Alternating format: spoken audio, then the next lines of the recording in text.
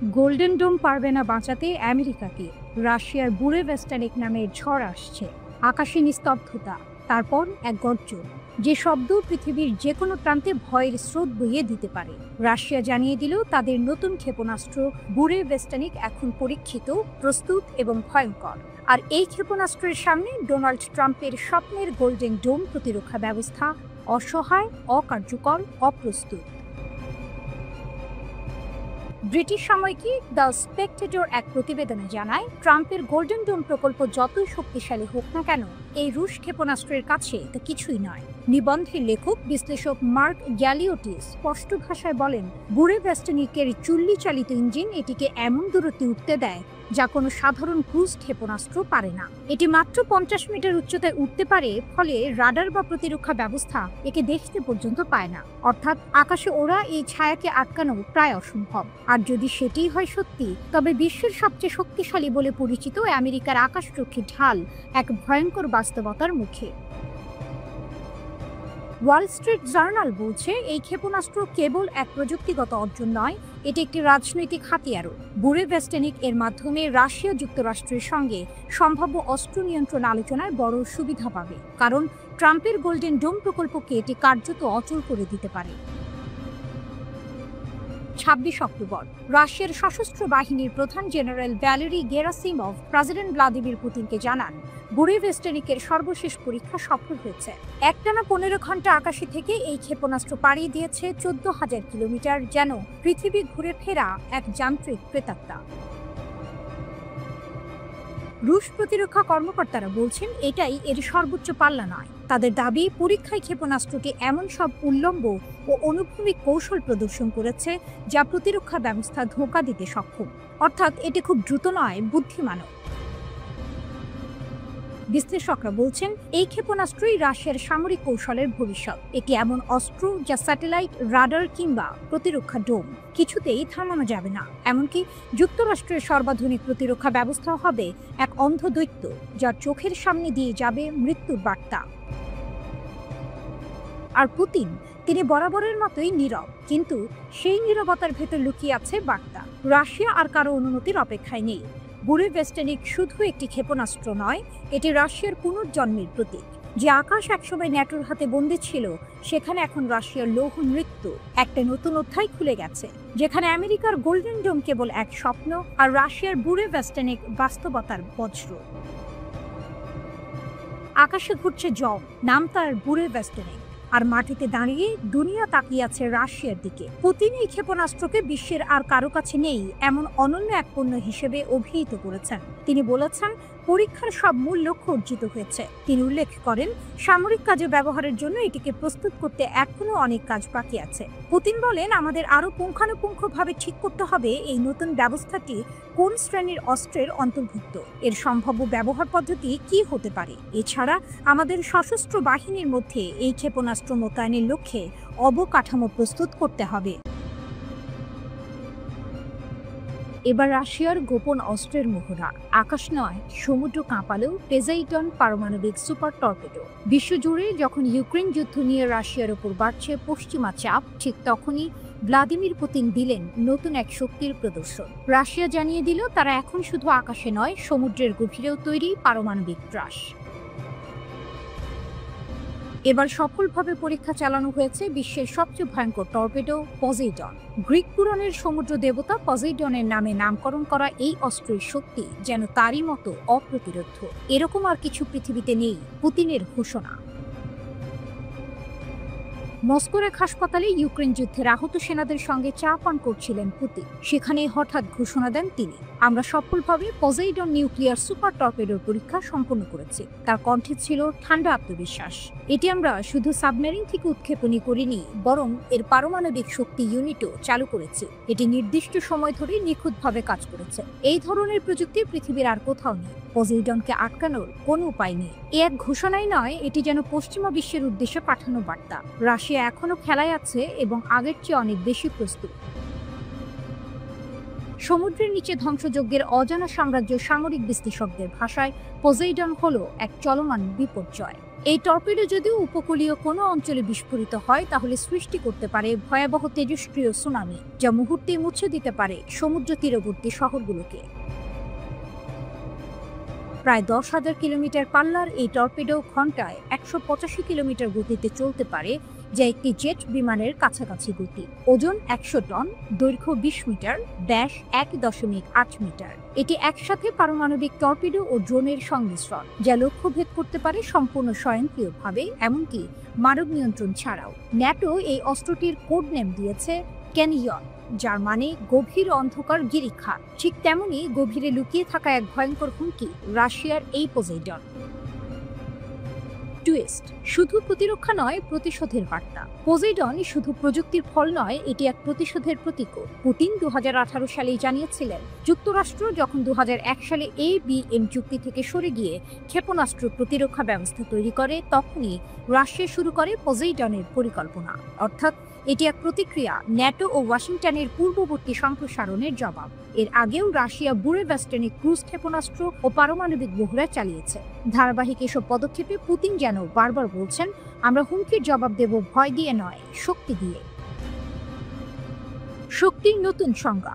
বিশ্লেষকরা বলছেন, পজেইডনের পরীক্ষা রাশিয়ার প্রযুক্তিগত সক্ষমতার এক নতুন অধ্যায়। যেখানে আমেরিকার ট্রাইডেন্ট বা ফ্রান্সের M51 ক্ষেপণাস্ত্র এখনও বাতাসে সীমাবদ্ধ, সেখানে পজেইডন সমুদ্রের নিচে লুকিয়ে অদৃশ্য পথে এগোয়। এমন এক অস্ত্র যাকে রাডারে ধরা যায় না, থামানো যায় না, আর যেটি বিস্ফোরিত হলে শুধু একটি শহর নয়, বদলে দিতে পারে পুরো মানচিত্র। আকাশে স্যাটেলাইট, স্থলে সেনা, আর সমুদ্রের নিচে পজেইডন। বিশ্ব রাজনীতির নতুন ত্রিমাত্রিক শক্তি সমীকরণে এখন রাশিয়ার নামটাই সবচেয়ে ভয়াবহভাবে উচ্চারিত হচ্ছে। ইসরায়েলি দখলের বিরুদ্ধে আরব বিশ্বের অগ্নিশর, নেতৃত্বে সৌদি আরব। মধ্যপ্রাচ্যে নতুন এক কণ্ঠ উঠে এসেছে, দৃপ্ত, অটল ও ন্যায়ের দাবিতে সোচ্চার। ইসরায়েলি দখলদারিত্বের বিরুদ্ধে আরব ক্রোধের নেতৃত্ব এখন সৌদি আরবের হাতে। রিয়াদ যেন আজ সেই অগ্নিশিখা, যা নীরবতার দেয়াল ভেদ করে বলছে, ফিলিস্তিন আমাদের হৃদয়, এবং হৃদয় কখনো দখল করা যায় না। সৌদি আরবের ভূমিকা একটি দ্বিমুখী তলোয়ারের মতো। একদিকে তারা ফিলিস্তিনিদের প্রতি সমর্থন জানিয়ে আরব বিশ্বের নেতৃত্ব ফিরে পাচ্ছে, অন্যদিকে ইসরায়েলকে অর্থনৈতিক ও কূটনৈতিক ফাঁদে ফেলার ক্ষমতাও রাখছে। এমবিএসের এই সাহসী পদক্ষেপ কেবল ইসরায়েলকে নয়, তার মিত্রদেরও এক কঠিন সংকটের মুখে ফেলে দিল। সৌদি যুবরাজ মোহাম্মদ বিন সালমান এমবিএস নিজেই সামনে এসেছেন। ইসরায়েলি নেসাট যখন দখলকৃত পশ্চিম তীরকে নিজেদের সঙ্গে সংযুক্ত করার দুটি বিল পাশ করল, তখন রিয়াদ গর্জে উঠল।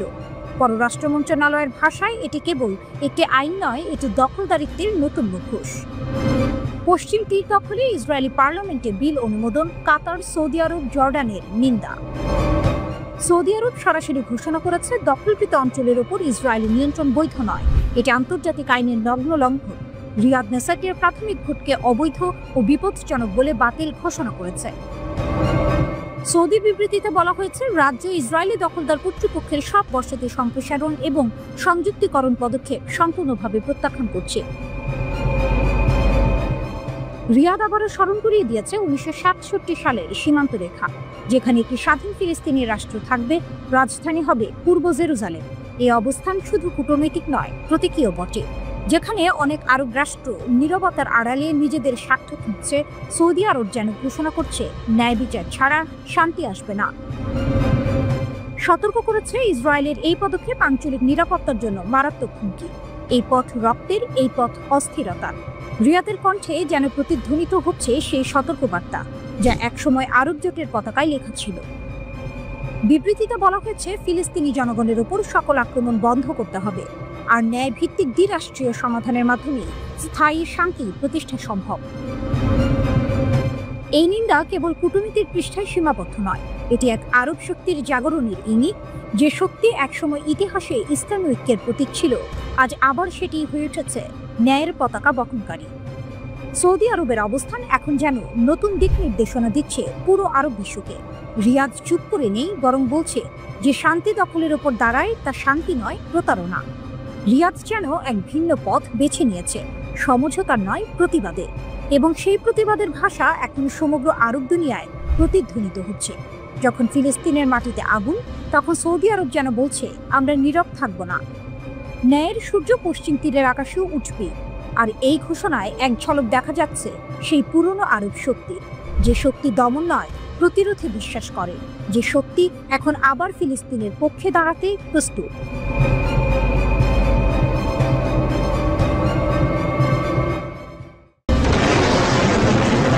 নীরবতায় কিছু উঠে আসে। শান্ত পাহাড়ের নিচে তেহরানের দক্ষিণ পূর্বে তেলাগান 2 আবার শ্বাস নিচ্ছে। এক নাম যা একসময় গোয়েন্দাদের রাতের ঘুম কেড়ে নিয়েছিল, এক নাম যা মরতে চায় না। 2024 সালের অক্টোবরে ইসরায়েলি যুদ্ধ বিমানের হামলা তালেগান 2কে ধ্বংসস্তূপে পরিণত করেছিল। আগুন, ধোঁয়া, ধ্বংস। বিশ্ব ভেবেছিল এই অধ্যায় শেষ। কিন্তু এবার উপগ্রহ চিত্র বলছে ভিন্ন কথা।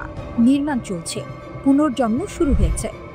বিজ্ঞান ও আন্তর্জাতিক সুরক্ষা ইনস্টিটিউট নিশ্চিত করেছে তালেগান 2 পুনর্নির্মিত হচ্ছে।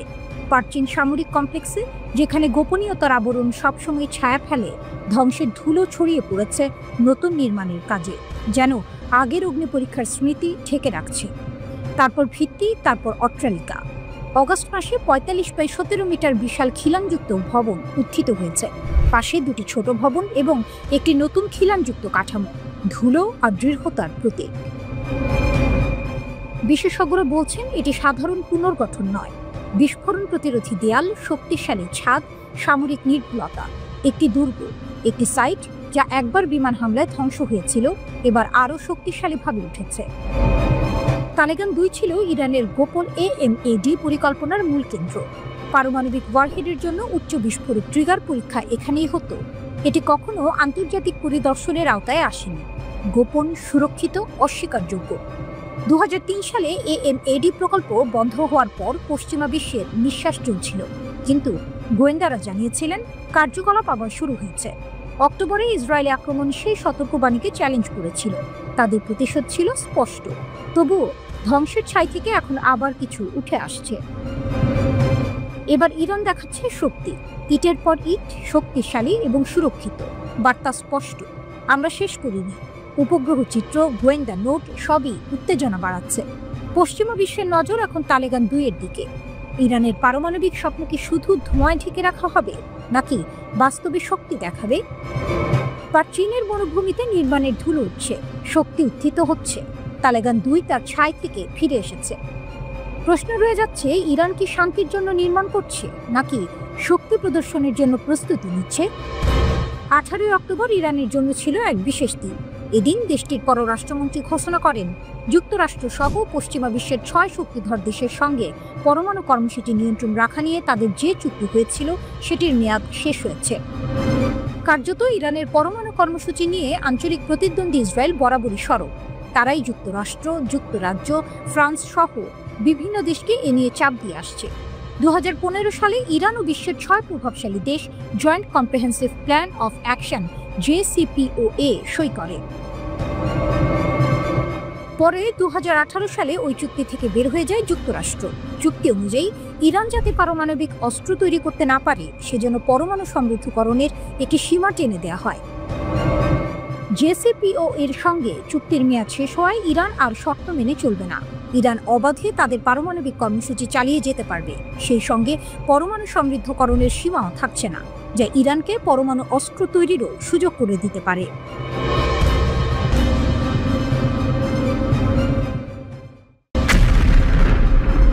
গাজার নিয়ন্ত্রণ নিচ্ছে হামাস।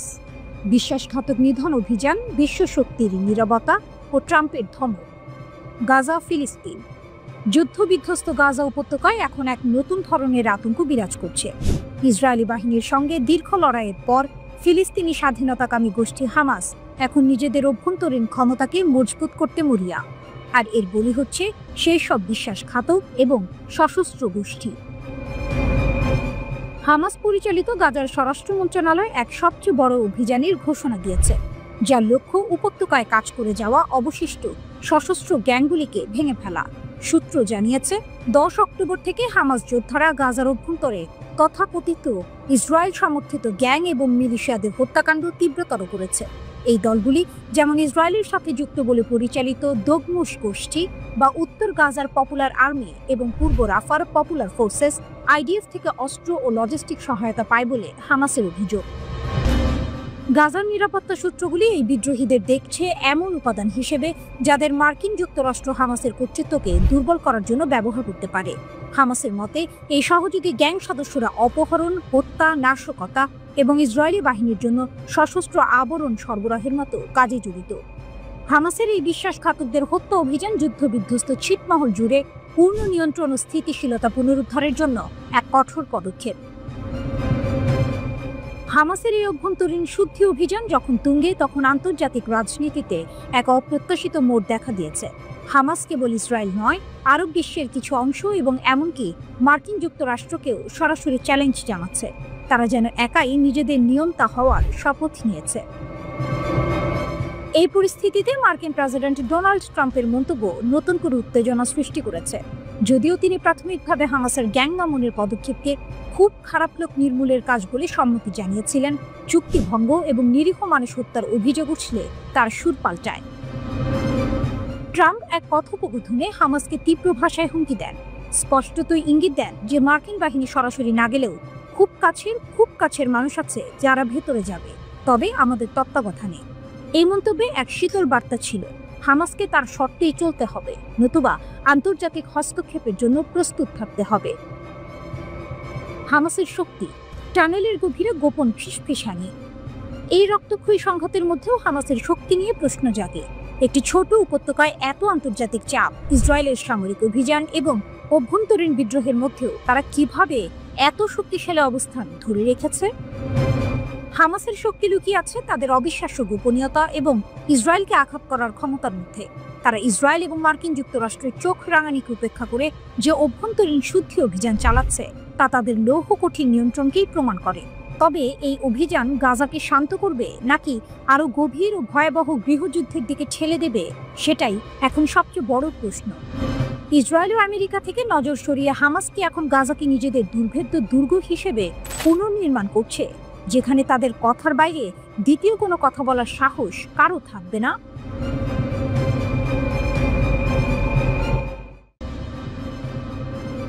রাফাল বনাম জেটেনসি, আকাশের সিংহাসনে কার রাজত্ব? ফ্রান্সের গর্জন নাকি চীনের ঝড়? আকাশ, যেখানে গতি মানেই বেঁচে থাকা আর ভুল মানেই ধ্বংস, সেই নীল শূন্যে এখন আলোচনার কেন্দ্রবিন্দু দুটি যুদ্ধ বিমান, ফ্রান্সের রাফাল আর চীনের জেটেনসি। দেখতে ভিন্ন, প্রযুক্তিতে আলাদা, কিন্তু প্রশ্ন একটাই, যুদ্ধে কে হবে রাজা? রাফাল হলো এক বহুমুখী যুদ্ধ বিমান যা তৈরি করেছে ফ্রান্সের দাসো এভিয়েশন। এই বিমানের গতি ঘন্টায় প্রায় 2200 কিলোমিটার, আর এটি পারমাণবিক অস্ত্র বহন করতে সক্ষম। অর্থাৎ রাফাল কেবল আকাশযুদ্ধের অস্ত্র নয়, এটি এক উড়ন্ত শক্তির প্রতীক, এক মহাশক্তিধর যুদ্ধযন্ত্র। অন্যদিকে জেটেনসি হলো চীনের আধুনিক ফাইটার জেট, যা সজ্জিত শক্তিশালী নিক্স রাডার এবং AESA বা অ্যাক্টিভ ইলেকট্রনিক্যালি স্ক্যান্ড অ্যারে প্রযুক্তি দিয়ে।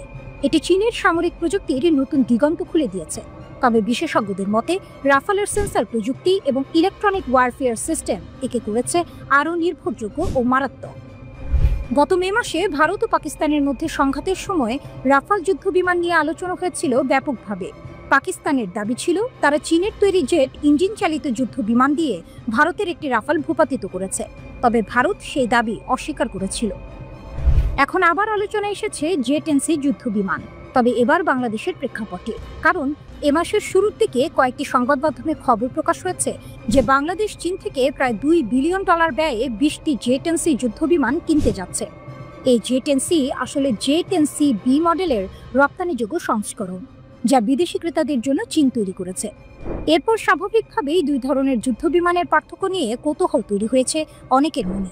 প্রশ্নটা এখন একটাই, রাফাল আর জেটেনসি দুইয়ের মধ্যে পার্থক্য আসলে কোন কোন জায়গায়? ফ্রান্সের দাসো এভিয়েশনের তৈরি রাফাল যুদ্ধ বিমান যেন আকাশের সর্বগামী যোদ্ধা। ঘন্টায় গতি 2200 কিলোমিটার, আক্রমণ চালাতে পারে শত্রুর মাটিতেই, আকাশে, এমনকি সমুদ্রেও।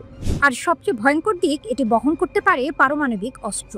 অন্যদিকে চীনের তৈরি জেটেনসি হলো এক আধুনিক, স্মার্ট ও দ্রুত প্রতিদ্বন্দ্বী, যা রয়েছে শক্তিশালী AESA রাডার আর উন্নত এভিওনিক্স সিস্টেম। কিন্তু পার্থক্য সেখানেই শেষ নয়। রাফাল চলে দুটি ইঞ্জিনে, মানে এক ইঞ্জিনে আঘাত লাগলেও আরেকটি তাকে বাঁচিয়ে আনতে পারে। বিপরীতে জে-10C হলো একক ইঞ্জিনের যুদ্ধ বিমান, দাম কম কিন্তু ঝুঁকি বেশি। যুদ্ধক্ষেত্রে একবার ইঞ্জিনের সমস্যা হলে পাইলটের জীবন বাজি। ওজন আর বহন ক্ষমতার দিক থেকেও রাফাল এগিয়ে। এর সর্বোচ্চ টেক অফ ওজন 24.5 টন, যেখানে জে-10Cর সীমা প্রায় 19 টন। এর মানে রাফাল নিতে পারে বেশি জ্বালানি, উঠতে পারে অনেক দূরে, আর বহন করতে পারে আরো ভারী অস্ত্র ভাণ্ডার। দূরপাল্লার যুদ্ধে কে এগিয়ে? রাফালকে ধরা হয় লং রেঞ্জ যোদ্ধা, যে শত্রুকে অনেক দূর থেকেই ধ্বংস করতে পারে, আর জে-10C কার্যকর মিড রেঞ্জ লড়াইয়ে। তবে জে-10Cর হাতে আছে ভয়ঙ্কর অস্ত্র, PL-15 মিসাইল, যা চোখে দেখা যায় না এমন লক্ষ্যেও আঘাত হানতে পারে। এই মিসাইল নিজেই রাডার চালিয়ে লক্ষ্য খুঁজে নেয়, তাই রাফালের মতো প্রতিপক্ষকেও ভোগাতে পারে অনেক দূর থেকে। তবে ফরাসি রাফালকে আলাদা করেছে এর ইলেকট্রনিক ওয়ারফেয়ার সিস্টেম স্পেকট্রা। এটি শুধু শত্রু রাডার এড়াতেই নয়, বরং তাদের যোগাযোগও জ্যাম করে দিতে পারে। বিশ্লেষকরা বলেন, রাফালের স্পেকট্রা সিস্টেম বিশ্বের অন্যতম উন্নত যুদ্ধ প্রযুক্তি। রাফালে রয়েছে 14টি হার্ড পয়েন্ট, যেখানে ট্যাঙ্ক, মিসাইল, ক্রুজ অস্ত্র সব একসাথে বহনযোগ্য। জে-10C যদিও প্রযুক্তিতে এগিয়ে আসছে, তবুও যুদ্ধক্ষেত্রের অভিজ্ঞতায় পিছিয়ে। রাফাল ইতোমধ্যে লিবিয়া, সিরিয়া ও আফ্রিকার যুদ্ধক্ষেত্রে পরিচিত। জে-10C এখনও তুলনামূলক নতুন মুখ। আর দাম, এখানেই জে-10Cর জয়। একটি রাফালের দাম যেখানে 80 থেকে 125 মিলিয়ন ডলার, সেখানে জে-10C পাওয়া যায় 40 থেকে 60 মিলিয়ন ডলারে।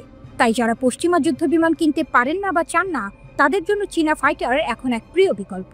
বিশ্লেষকদের ভাষায়, পরিষ্কার আকাশে দক্ষ কৌশলে রাফাল অজেয়, কিন্তু PL-15 হাতে জে-10Cও কম ভয়ঙ্কর নয়। শেষ পর্যন্ত রাফাল যেখানে রাজকীয় পরিপূর্ণতা, জে-10C সেখানে দ্রুত উত্থানের প্রতীক। একদিকে ফরাসি নিখুঁত প্রকৌশল, অন্যদিকে চীনা সাহসী উদ্ভাবন। প্রশ্নটা তাই এখনো খোলা, যখন তারা মুখোমুখি হবে আকাশে গর্জন তুলবে কে? রাফালের গর্ব নাকি জে-10Cর গতি? একই আকাশে দুই যোদ্ধা, একটি ইউরোপের অহংকার, অন্যটি এশিয়ার উচ্চাকাঙ্ক্ষা। বিজয়ী হোক যেই হোক, আকাশে তখন শুধু শোনা যাবে একটাই শব্দ, গর্জন। সেপ্টেম্বরে যখন রাশিয়ার ড্রোনগুলো পোল্যান্ডের আকাশ ছুঁয়ে যায়, তখন ইউরোপ কেঁপে ওঠে। ন্যাটো দ্রুত যুদ্ধবিমান উড়ায়। তারা ছড়ে A9 সাইড উইন্ডার ক্ষেপণাস্ত্র, প্রতিটির দাম $4 লাখ বেশি। আর যে ড্রোনগুলো তারা ভূপাতিত করে, সেগুলোর দাম ক্ষেপণাস্ত্রের তুলনায় শতভাগেরও কম। এ যেন কোটি টাকায় কয়েন মারার খেলা। এস্তোনিয়াতেও ঘটল একই কাহিনী। রুশ বিমান আকাশে ঢুকতেই ইতালির F-35 আর তুরস্কের AWACS জেগে উঠল। প্রতি ঘন্টার উড়ান যোগ করল হাজার হাজার ডলার খরচের হিসাব। রুশ ড্রোনগুলো সস্তা, ভীষণ সস্তা। আর এখানেই ইউরোপের দুর্বলতা নগ্ন হয়ে বেরিয়ে পড়ে। ব্যয়বহুল প্রতিরক্ষা তুচ্ছ আক্রমণের সামনে ভঙ্গুর হয়ে পড়ছে। এ কারণেই ইউরোপের নীতি নির্ধারকরা ভাবছেন এক নতুন দেয়াল, দ্য ড্রোন ওয়াল। ইউরোপীয় ইউনিয়নের প্রধান Ursula von der Leyen 10 September তার ভাষণে এই ধারণা দেন। তিনি বলেছিলেন, ফিনল্যান্ড থেকে রোমানিয়া পর্যন্ত এক নতুন প্রতিরক্ষা রেখা, ড্রোন বিরোধী এক বিশাল ঢাল। এই দেয়াল কংক্রিটের নয়, এটি তৈরি হবে রাডার, জ্যামার আর প্রতিরোধী অস্ত্রে। একবার চালু হলে এটি শনাক্ত করতে পারবে শত্রুর ড্রোনকে, আর ধ্বংস করতে পারবে এমন দামে যে খরচ ন্যাটোর বর্তমান নীতির তুলনায় অতি সামান্য। কারণ ইউরোপ এখন বুঝেছে, $1000 ড্রোনকে ধ্বংস করতে লাখো ডলারের ক্ষেপণাস্ত্র ছোড়া মানে নিজের কফিনে পেরেক ঠোকার মতোই নির্বুদ্ধিতা। শীতল যুদ্ধের সময় ইউরোপের আকাশে ছিল ভিন্ন হুমকি, রাডার চেইন, ইন্টারসেপ্টর স্কোয়াড্রন, পারমাণবিক প্রতিরক্ষা। সবই সাজানো ছিল মানুষের চালানো বোমারু বিমানের জন্য। ব্যয়বহুল অস্ত্রের বিপরীতে ব্যয়বহুল প্রতিরক্ষা, ভারসাম্যপূর্ণ খেলা। কিন্তু আজ যুদ্ধ বদলে গেছে। আজ শত্রু আসে ঝাঁকে ঝাঁকে ছোট ড্রোন হয়ে, ধীরে চলে, নিচে উড়ে, অথচ মারাত্মক। এগুলো বানানো সহজ, দাম কম, আর ক্ষতির পরও সহজে প্রতিস্থাপনযোগ্য। ইউক্রেনের যুদ্ধ সেই সত্যটাই উন্মোচন করেছে। ড্রোন এখন যুদ্ধক্ষেত্রের হৃৎপিণ্ড। এক ড্রোন উড়িয়ে দিতে পারে $মিলিয়ন ট্যাঙ্ক, থামিয়ে দিতে পারে রসদ, ধ্বংস করতে পারে বিদ্যুৎ কেন্দ্র, এমনকি শহর। ন্যাটো এখন বুঝছে, পুরনো সোভিয়েত বিরোধী প্রতিরক্ষা আর চলে না। নতুন হুমকি এসেছে, আটটা মোকাবিলার জন্য দরকার নতুন কৌশল। সেপ্টেম্বর 2025, রাশিয়ার আকাশ লঙ্ঘন নিয়ে ন্যাটোর ঘুম হারাম। পোল্যান্ডের সীমানা পেরোয় 2 ডজন শাহেদ ধরনের ড্রোন। কিছু গুলি করে নামানো যায়, অনেকগুলো হারিয়ে যায় অদৃশ্যের মতো। কিছুদিন পর এস্তোনিয়ার আকাশে প্রবেশ করে 3টি রুশ MiG-31 যুদ্ধ বিমান। 12 মিনিট ওরা উড়ে বেড়ায়। তারপরেই ইতালির F-35 উঠে পড়ে তারা দিতে। তারপর তুরস্ক পাঠায় AWACS নজরদারি বিমান। আকাশ জুড়ে ছড়িয়ে পড়ে তীব্র সতর্কতা। ডেনমার্কেও দেখা যায় ড্রোন উঠতে। বিমানবন্দর বন্ধ, সামরিক ঘাঁটি লকডাউন। কোপেনহেগেন আর অস্লোয় বন্ধ প্রধান এয়ারপোর্ট। মাসের শেষে আবারও দেখা যায় রুশ বিমানগুলো বাল্টিক আকাশ ঘেঁষে উঠছে। ন্যাটো বাধ্য হয় একের পর এক ইন্টারসেপ্টর করতে।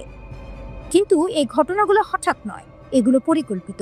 মস্কো চায় ইউরোপের ঐক্য ভাঙতে, ন্যাটোর প্রতিক্রিয়া মাপতে। কত দ্রুত তারা উঠে দাঁড়ায়, কোন অস্ত্র ব্যবহার করে, কত সময় লাগে, সব তথ্য সংগ্রহ করে রাশিয়া। একটি এস্তোনিয়া ঘটনার উদাহরণই যথেষ্ট। ন্যাটো প্রতিক্রিয়া জানাতে নেয় 12 মিনিট। এই 12 মিনিটে খরচ হয় বিপুল অর্থ।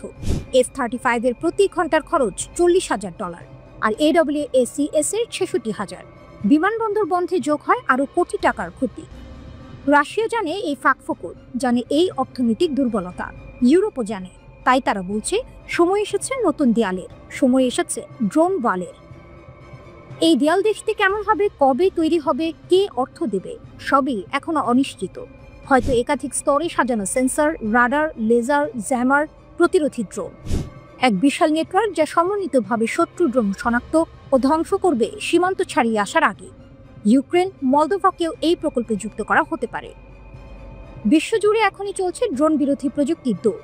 ইউক্রেন ব্যবহার করছে শব্দ সংবেদনশীল সেন্সর। আমেরিকার ব্লু হোলোকাস্ট লেজার মাত্র $3 এক ড্রোন গলিয়ে দিতে পারে। ইউরোপ চায় এসব অভিজ্ঞতা কাজে লাগাতে, কিন্তু 4000 কিলোমিটার দীর্ঘ সীমান্তে এমন নেটওয়ার্ক গড়া সহজ নয়। ইউরোপীয় প্রতিরক্ষা কমিশনার আন্দ্রিয়াস কুবিলিও বলেছেন, প্রাথমিক শনাক্তকরণ ব্যবস্থা আমরা 1 বছরে দাঁড় করাতে পারবো, কিন্তু পূর্ণাঙ্গ প্রতিরক্ষা জাল বানাতে সময় লাগবে অনেক। সবচেয়ে বড় প্রশ্ন অর্থ। কে দেবে এই বিশাল ব্যয়? নতুন তহবিল, পুরনো প্রতিরক্ষা বাজেট থেকে কাটছাট, নাকি সদস্য দেশগুলোর যৌথ অনুদান? কেউ নিশ্চিত নয়। তবে একটা জিনিস নিশ্চিত, ইউরোপের প্রতিরক্ষা শিল্পে শুরু হবে সোনার যুগ। রাডার, লেজার, জ্যামার, ড্রোন সবকিছুরই চাহিদা আকাশ ছোঁয়া। Britain, France, Germany, Italy, Spain, Sweden হবে এই প্রকল্পের মেরুদণ্ড। কিন্তু বাইরে থেকেও আসবে খেলোয়াড়, আমেরিকা, দক্ষিণ কোরিয়া, ইসরায়েল, তুরস্ক। তবু সবচেয়ে কঠিন কাজ হবে ঐক্য। ডজন ডজন দেশের প্রতিরক্ষা ব্যবস্থা একত্র করা সহজ নয়। লাগবে একই প্রযুক্তি মান, নিরাপদ যোগাযোগ, যৌথ মহড়া, আর সবচেয়ে কঠিন রাজনৈতিক ছাড়। ইউরোপকে কিছুটা সার্বভৌমত্ব ছেড়ে দিতে হবে ব্রাসেলসের হাতে, যদি তারা চায় ড্রোন বল সত্যিকার অর্থে কাজ করুক।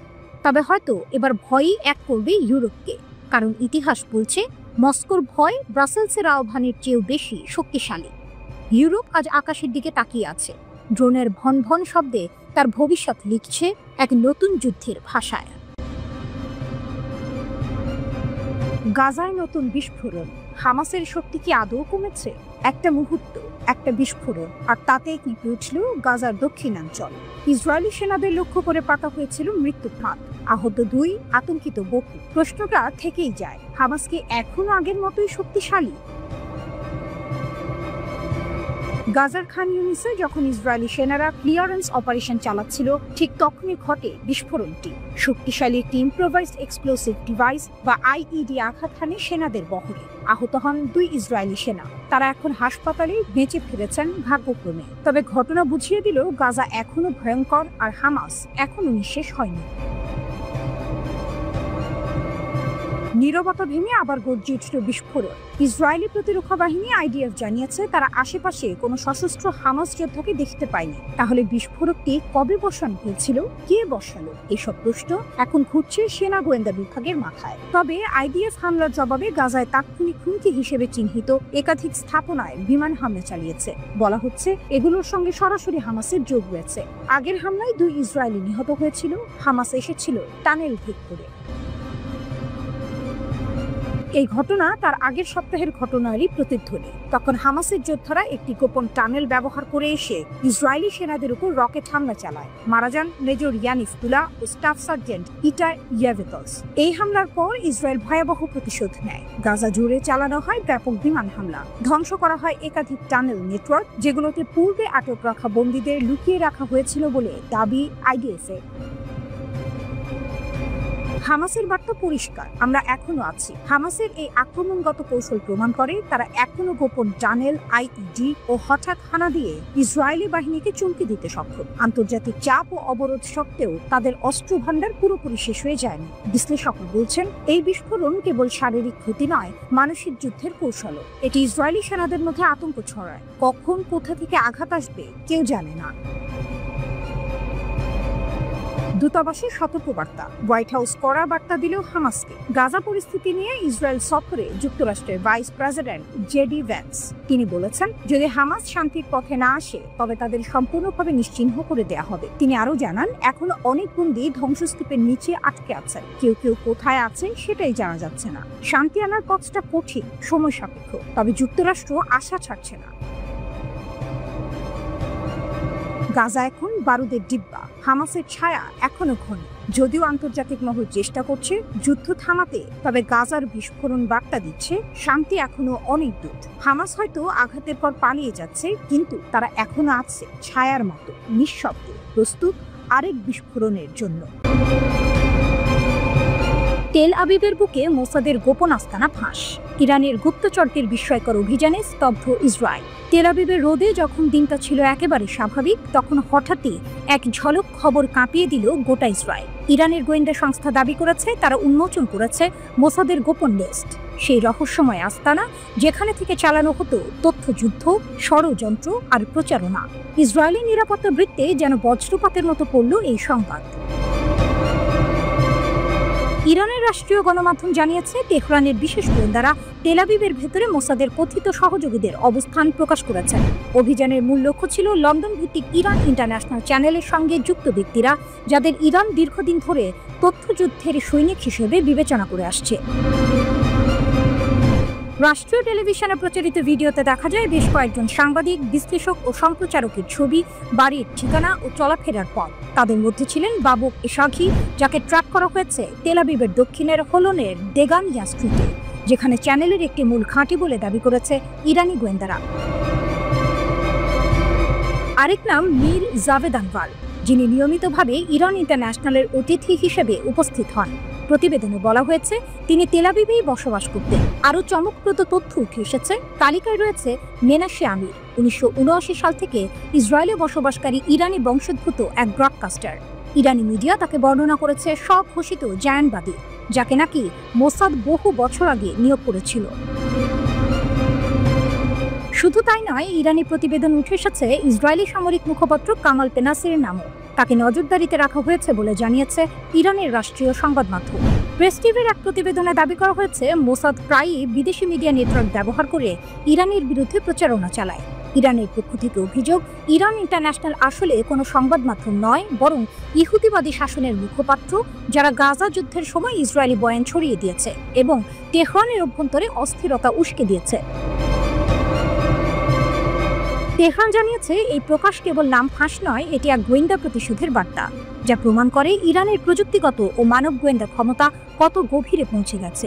বিশ্লেষকরা বলছেন, ইরানের এই পদক্ষেপ নিছক তথ্যযুদ্ধ নয়, বরং এটি ইসরায়েলের অভ্যন্তরে নিরাপত্তার প্রাচীর ভেঙে ফেলার এক মনস্তাত্ত্বিক আঘাত। যে দেশে গোয়েন্দা সংস্থা মোসাদকে পৃথিবীর অন্যতম শক্তিশালী ধরা হয়, সেই তেল আবিবেই এখন আতঙ্ক। কে কার জন্য কাজ করছে, কে কাকে নজর রাখছে।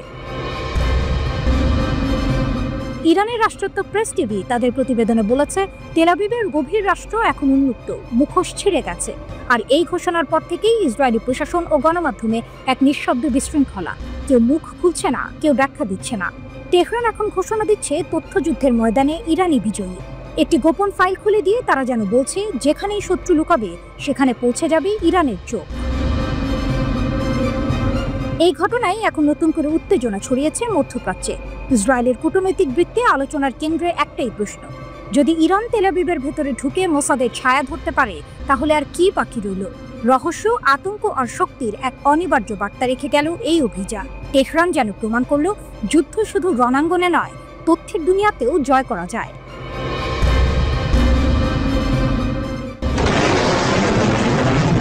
মধ্যপ্রাচ্যের বাতাসে আবারও কাঁপন। একসময় ইসরায়েলের ঘনিষ্ঠ মিত্র হিসেবে পরিচিত সংযুক্ত আরব আমিরাত হঠাৎ যেন কূটনৈতিক বোমা ফেলেছে। আবুধাবির সম্মেলন হলে বাজল এক নতুন বার্তা, আর না, কোনো সংযোজন নয়। ইসরায়েলি প্রধানমন্ত্রী বেনিয়ামিন নেতানিয়াহুর উদ্দেশ্যে এই সতর্কবার্তা দিয়েছেন আমিরাতের রাষ্ট্রপতির উপদেষ্টা আনোয়ার গারগাশ। তিনি স্পষ্ট ভাষায় বলেছেন, ফিলিস্তিনি অঞ্চল দখল বা সংযোজন সংযুক্ত আরব আমিরাতের জন্য একটি লাল রেখা, কেউ তা অতিক্রম করতে পারবে না। উপসাগরীয় শীর্ষ সম্মেলনে গারগাশের বক্তব্য যেন কূটনীতির মঞ্চে বজ্রপাতের মতো প্রতিধ্বনিত হয়। তিনি বলেন, ফিলিস্তিন ইস্যুতে দীর্ঘদিন ধরে যে কঠোর দৃষ্টিভঙ্গি চলছে সেটি এখন পুরনো, অচল এবং বিপজ্জনক। সর্বাধিকবাদ বা উগ্র অবস্থান দুই পক্ষকেই ব্যর্থ করেছে। এখন দরকার বাস্তবসম্মত সমাধান। তার বক্তব্যে একদিকে ইসরায়েলকে সতর্কবার্তা, অন্যদিকে ফিলিস্তিনি নেতৃত্বকেও পরোক্ষ বার্তা। উভয় পক্ষকেই তাদের আঁকড়ে ধরা অবস্থান থেকে সরে আসতে হবে। সরাসরি সংঘাতের পথে হেঁটে কেউ কিছু পায়নি। এই মন্তব্য যেন এক বৈপ্লবিক সুর তোলে আরব বিশ্বের রাজনৈতিক অঙ্গনে।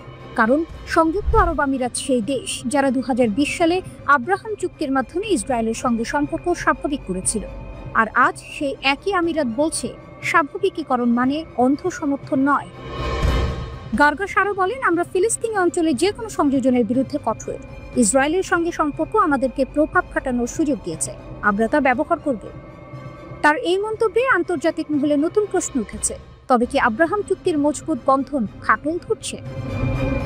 গারগাশ বলেন, গাজায় এখন মানবিক পরিস্থিতি ভয়াবহ, আমাদের আরও কিছু করতে হবে। আমরা মানবিক সাহায্য বাড়াচ্ছি, এমনকি গাজায় সরাসরি মানুষ পাঠানোর বিষয়েও আলোচনা চলছে। এই ঘোষণায় যেন মানবতার এক নতুন প্রতিধ্বনি শোনা গেল। যুদ্ধের ধোঁয়া ও ধ্বংসের ভেতর থেকে এক আরব কণ্ঠ বলছে, আমরা নীরব দর্শক নই। তিনি আরও জোর দিয়ে বলেন, শান্তির জন্য ফিলিস্তিনি কর্তৃপক্ষের ভূমিকা অপরিহার্য, তাদের বাদ দিয়ে টেকসই সমাধান অসম্ভব। গারগাশের এই বক্তব্য শুধু ইসরায়েলের জন্য নয়, গোটা আরব বিশ্বের জন্য এক জাগরণের বার্তা। তিনি জানান, আমিরাত প্রায়ই একা দাঁড়িয়েছে সংস্কারের পক্ষে, কিন্তু আমরা বিশ্বাস করি বাস্তববাদী শান্তির একমাত্র পথ। এখানেই শেষ নয়, ওয়াশিংটনের ভূমিকা নিয়েও গারগাশ প্রশংসা করেন। বলেন, মার্কিন যুক্তরাষ্ট্র যুদ্ধবিরতি বজায় রাখতে যে ভূমিকা রেখেছে তা গুরুত্বপূর্ণ।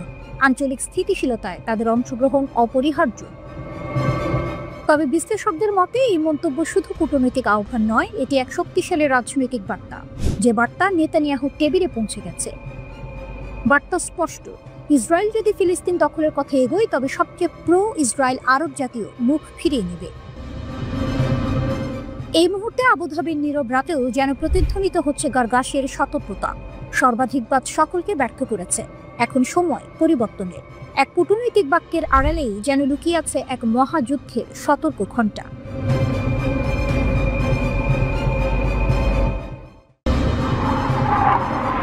তেহরানের আকাশে যেন আবার আগুনের গন্ধ। ধুলো আর বারুদের মাঝে ভেসে উঠেছে এক ঘোষণার প্রতিধ্বনি, যদি তারা আবার আক্রমণ করে আমরা নরক খুলে দিব। ইরানের বিপ্লবী গার্ডের সর্বোচ্চ কমান্ডার মেজর জেনারেল মোহাম্মদ পাক্কুর এই কথাগুলো উচ্চারণ করলেন এমন এক সময়ে যখন মধ্যপ্রাচ্য আবারও যুদ্ধের প্রান্তে দুলছে। তেহরানে ইরাকের জাতীয় নিরাপত্তা উপদেষ্টা কাশিম আল আরাজির সঙ্গে এক বৈঠকে পাক্কুর বলেন, ইসরায়েল ও মার্কিন যুক্তরাষ্ট্রের সাম্প্রতিক আগ্রাসন ছিল যৌথ ষড়যন্ত্র, কিন্তু আমরা তাদের পরাজিত করেছি। যদি তারা আবার আগুন জ্বালাতে চায় তাহলে আমরা এমন ঝড় তুলব যা তারা থামাতে পারবে না। তার এই মন্তব্য যেন ইরানের রাজনৈতিক ঘরানায় বজ্রপাতের মতো প্রতিধ্বনিত হয়েছে। পাক্কুরের ভাষায়, জুনের 12 দিনের সংঘাতে আমরা দেখিয়ে দিয়েছি ইরানকে ভাঙা যায় না। হত্যাকাণ্ড, নাশকতা, সাইবার হামলা সবকিছুর মধ্য দিয়েও আমাদের ঐক্য অটুট ছিল। তিনি গর্ব করে বলেন, আমাদের ক্ষেপণাস্ত্রের নির্ভুলতা আজ শত্রুর ঘুম কেড়ে নিয়েছে। তারা ভেবেছিল ইরান দুর্বল, কিন্তু আমরা প্রমাণ করেছি আমরা আঘাত হানলে লক্ষ্যভেদ অনিবার্য। এই বৈঠকে ইরান বিরোধী গোষ্ঠীগুলির কার্যক্রম ঠেকাতে ইরাককে ধন্যবাদ জানান পাক্কুর। তিনি বলেন, ইরাক আমাদের ভাই। আমাদের সীমান্তে যারা অস্থিতিশীলতা সৃষ্টি করতে চায় তারা এখন জানে তাদের জন্য নরক অপেক্ষা করছে। দুই দেশের নিরাপত্তা কর্মকর্তারা সম্মত হয়েছেন একটি যৌথ ফিল্ড কমিটি গঠনে, যা সীমান্তবর্তী অঞ্চলগুলোতে কার্যক্রম পর্যবেক্ষণ করবে। পাক্কুরের ভাষায়, এই সন্ত্রাসী গোষ্ঠীগুলো কেবল ইরান নয়, ইরাককেও হুমকি দিচ্ছে। এখন সময় এসেছে তাদের সম্পূর্ণরূপে নির্মূল করার। ইরাকের জাতীয় নিরাপত্তা উপদেষ্টা আল আরাজি ইরানের প্রতিরোধ ও স্থিতিস্থাপকতার প্রশংসা করে বলেন, ইরান এখন এক প্রতিরোধের প্রতীক। যারা ভাবছে ইরানকে দুর্বল করা যাবে তারা ভুল করছে। তিনি আরও ঘোষণা করেন, ইরাকের মাটি কখনো ইরানের বিরুদ্ধে ব্যবহৃত হবে না, কারণ ইরানের নিরাপত্তাই ইরাকের নিরাপত্তা।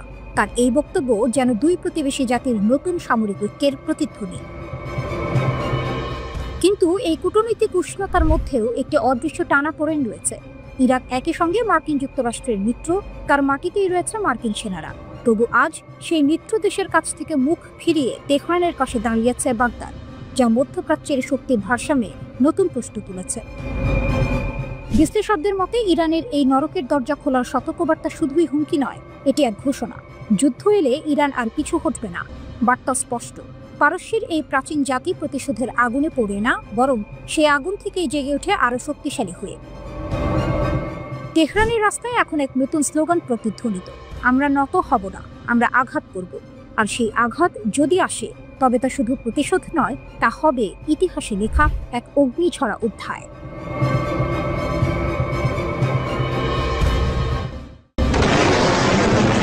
গাজা যুদ্ধের 2 বছর পরেও হামাসের অদম্য শক্তি।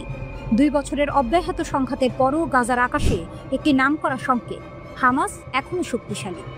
ইসরায়েলের সেনাবাহিনী দাবি করেছে 22,000 যোদ্ধা নিহত হলেও হামাসের হাতে এখনও প্রায় 20,000 অভিজ্ঞ যোদ্ধা আছে। 7 অক্টোবর 2023 হামলার আগে হামাসের শক্তি ছিল প্রায় 30,000 যোদ্ধা, 5টি ব্রিগেডে ভাগ করা। আইডিএফ এর তথ্যানুযায়ী হামাসের বাহিনী 24টি ব্যাটালিয়ন এবং প্রায় 140টি ছোট কোম্পানি নিয়ে গঠিত ছিল। এটি শুধু সংখ্যা নয়, এটি হলো পরিকল্পনা, সংগঠন এবং যুদ্ধ প্রস্তুতির এক জটিল কাঠামো। ইসরায়েল দাবি করেছে যে গাজা যুদ্ধের সময় তারা 22,000 জনেরও বেশি হামাস যোদ্ধাকে হত্যা করেছে। তবুও ক্ষয়ক্ষতি সত্ত্বেও হামাস নতুন সদস্য নিয়োগ করেছে। যদিও আইডিএফ তাদের দুর্বল প্রশিক্ষিত বলে বর্ণনা করেছে, বাস্তবতা হচ্ছে এই নতুন যোদ্ধারা আগের চেয়ে আরও ফুরফুরে এবং প্রস্তুত। গত বছর ইসরায়েলি সেনারা স্পষ্ট করে বলেছিল যে হামাস এখন একটি গেরিলা গোষ্ঠী, প্রচলিত সামরিক বাহিনী নয়। এরা আক্রমণ করে, চাপে রাখে এবং অপ্রত্যাশিত সময়ে আঘাত হানতে সক্ষম।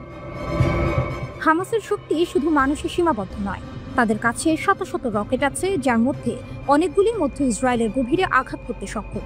এছাড়াও হামাস হাজার হাজার ছোট অস্ত্র ধরে রেখেছে। এই অস্ত্র ও রকেট হামাসকে তৈরি করেছে এক অনন্য স্থিতিশীল প্রতিরক্ষা কাঠামো। আইডিএফ দাবি করেছে যে তারা হামাসের প্রায় 25% টানেল নেটওয়ার্ক ধ্বংস করেছে, যা মূলত হামলা ও অস্ত্র সরবরাহের জন্য ব্যবহৃত হতো। কিন্তু অনেক টানেল এখনো অক্ষত, এমনকি যেখানে ইসরায়েলি সেনারা প্রবেশ করেনি। এই টানেলগুলো হামাসকে দেয় দ্রুত গতিতে যে কোনো স্থানে উপস্থিত হওয়ার ক্ষমতা। 9 অক্টোবরের যুদ্ধবিরতি পরেও হামাস আক্রমণ চালিয়েছে। দক্ষিণ গাজায় সীমান্তের একটি টানেল থেকে আরপিজি ছোড়া হয় এবং একটি ইসরায়েলি যান ধ্বংস হয়। নিহত হন মেজর ইয়ানিফ গুলা এবং স্টাফ সার্জেন্ট ইতাই ইয়াতে। ইসরায়েলি প্রতিক্রিয়া ছিল ক্ষেপণাস্ত্র এবং বিমান হামলা। গাজায় হামাসের অবকাঠামো লক্ষ্য করে আইডিএফ ধ্বংস করেছে একটি বড় টানেল নেটওয়ার্ক, যেখানে ধারণা করা হয় প্রাক্তন জিম্মিরা রাখা ছিল। যুদ্ধবিরতি সত্ত্বেও গাজার আকাশ এখন উত্তেজনায় ভরা। হামাস নিহত হওয়া যোদ্ধার সংখ্যাকে মাপছে না। শক্তি, ধৈর্য এবং স্ট্র্যাটেজিক টানেলের কারণে তারা এখনও অঞ্চলে এক অদম্য শক্তি হিসেবে উপস্থিত। গাজা যুদ্ধ প্রমাণ করেছে সংখ্যার কমে যাওয়া মানেই শক্তির অবসান নয়। যুদ্ধক্ষেত্রে হামাস এখন নতুনভাবে জেগে উঠেছে। এই প্রতিবেদনে স্পষ্ট হয় যে গাজায় যুদ্ধ শুধুই অস্ত্রের লড়াই নয়, এটি এক মানসিক, কৌশলগত এবং টানেল যুদ্ধের মিশ্রণ, যেখানে হামাস এখনো অস্পষ্ট, শক্তিশালী এবং ভয়ঙ্কর। যুদ্ধের অভিঘাতে গাজার প্রশাসনিক ও আইন শৃঙ্খলা ব্যবস্থা ভেঙে চুরমার হয়ে গেছে। হামাস হয়তো সংখ্যায় কমে গেছে, কিন্তু তাদের মনোবল এখনো অটুট। তারা এখন প্রতিদ্বন্দ্বী সশস্ত্র গোষ্ঠীর সঙ্গে সংঘাতে জড়িয়ে পড়েছে। হামাস যদি গাজার ওপর নিয়ন্ত্রণ ধরে রাখতে না পারে, তাহলে পিআইজেকে সম্ভাব্য উত্তরাধিকারী হিসেবে দেখা যায়। ইসরায়েলের দৃষ্টিকোণ থেকে এক ইরান সমর্থিত একটি সশস্ত্র গোষ্ঠীর জায়গায় আরেকটি সশস্ত্র গোষ্ঠীর প্রত্যাবর্তন। গাজার সবচেয়ে গভীর সমস্যা হলো এটি এখন দার্শনিক টমাস হবসের সেই সবার জন্য মুক্ত জায়গায় পরিণত হয়েছে।